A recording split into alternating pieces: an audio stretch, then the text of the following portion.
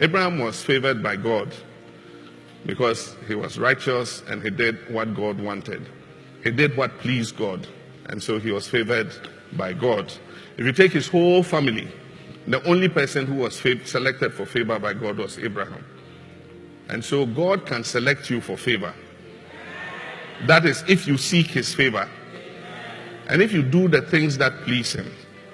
There are many others in the Bible I can give you. Isaac was blessed. Isaac was favored by God, so that even when there was famine and there was drought and Isaac planted his seed, he harvested 100-fold. So even in the midst of hardship,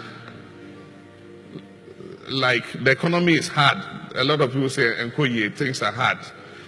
If you seek the favor of God, you will reap 100-fold, even in the midst of hardship. You remember the story of Jacob and Esau? God favored Jacob, and eventually Jacob got the blessings of his father.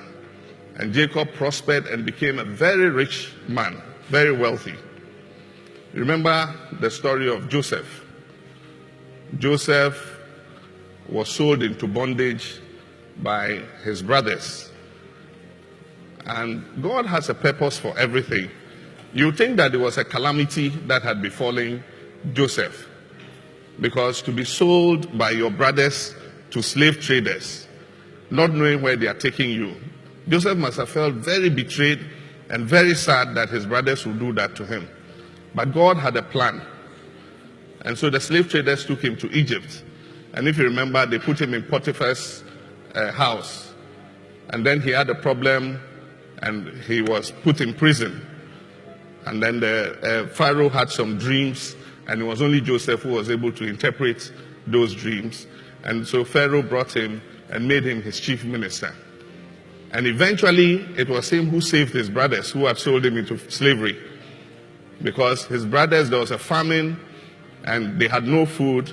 And they said, "Let's go to Egypt and look for food." And when they went, their brother was the chief minister, and he gave them food to take back to his father. So that is God's favor. And when it's manifesting, it will manifest in different ways. Initially, you think God has done something to you. You ask yourself, "God, but why are you putting me through this? Why are you doing this to me?"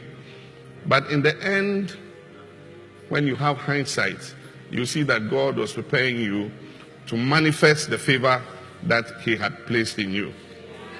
Amen.